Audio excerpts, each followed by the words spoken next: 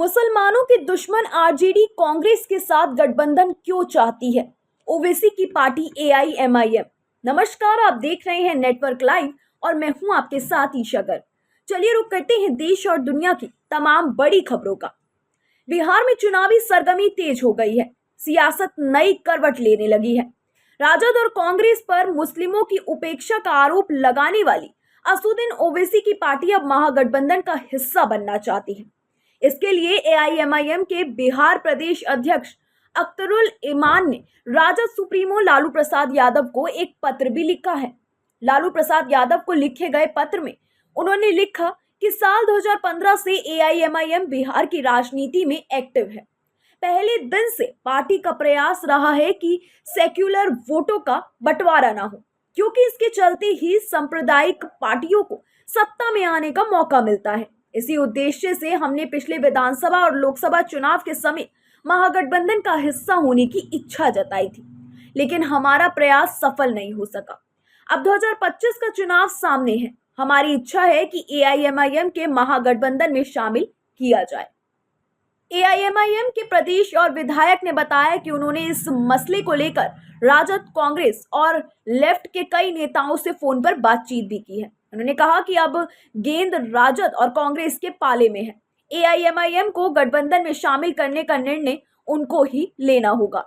AIMIM की चिट्ठी में राजद सुप्रीमो लालू प्रसाद यादव या फिर नेता प्रतिपक्ष तेजस्वी यादव की ओर से कोई आधिकारिक प्रतिक्रिया नहीं आई है, लेकिन पार्टी के इस कदम से सवाल उठता है कि मुस्लिमों के मसले पर पानी पी पी कर राजद और कांग्रेस को कोसने वाले ओवैसी अब महागठबंधन का हिस्सा क्यों बनना चाहते हैं? वक्फ बिल पर महागठबंधन को मिल रहे समर्थन से घबराहट। एआईएमआईएम और असदुद्दीन ओवैसी खुद मुसलमानों को ठगने का आरोप लगाते हैं। साल 2020 के बिहार विधानसभा चुनाव में उनका ये दाव सफल रहा था, लेकिन इस बार परिस्थितियां थोड़ी बदली गई हैं।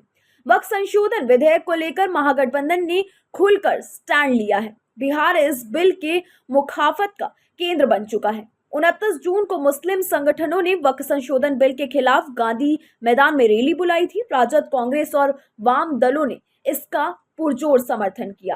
तेजस्वी यादव, कन्हैया कुमार और दीपांकर भट्टाचार्य जैसे नेताओं को मंच पर जगह भी मिली। ओवैसी ने भी वक्फ बिल के खिलाफ काफी सख्त स्टैंड लिया था, लेकिन बिहार में महागठबंधन इस मामले में बढ़त बनाता दिख रहा है और महागठबंधन को मिल रहा समर्थन एआईएमआईएम के लिए परेशानी भी बढ़ सकता है।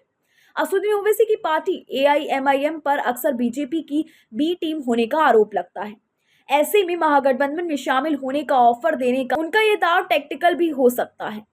राजद और कांग्रेस के लिए ओवैसी को अपने साथ लाना आसान नहीं होगा। इससे उनको दो फ्रंट पर नुकसान होने की आशंका है। पहली बात तो राजद और कांग्रेस खुद को बिहार में मुस्लिम वोटों की पहली पसंद के रूप में प्रोजेक्ट करते हैं। ऐसे में ओवैसी की एंट्री से मुसलमान वोटों की उनकी रहनुमाई के दावे को नुकसान पहुंचेगा और उनको अपने कोटे से ही एआईएमआईएम के लिए सीटें एडजस्ट करनी पड़ेगी। दूसरी बात, अगर पार्टी को महागठबंधन में शामिल किया जाता है तो प्रधानमंत्री नरेंद्र मोदी और बीजेपी को पसंदीदा टर्फ पर खेलने का मौका मिल जाएगा। यानी ओवैसी के बहाने सांप्रदायिक कार्ड खोलने का मौका मिल जाएगा और सीमांचल में जहां मुस्लिम वोटर्स कई सीटों पर निर्णायक हैं, हिंदू मुस्लिम ध्रुवीकरण की पुरजोर कोशिश करेंगे। एआईएमआईएम चीफ असदुद्दीन ओवैसी को भी इस बात का इल्म है कि राजद और कांग्रेस के बीच उनको महागठबंधन में शामिल करने का फैसला आसान नहीं होगा, लेकिन उन्होंने जानबूझकर सेक्युलर वोटों के बिखराव रोकने का दांव खेला है ताकि उन पर बीजेपी की बी टीम होने के आरोप चस्पा नहीं किए जा सके।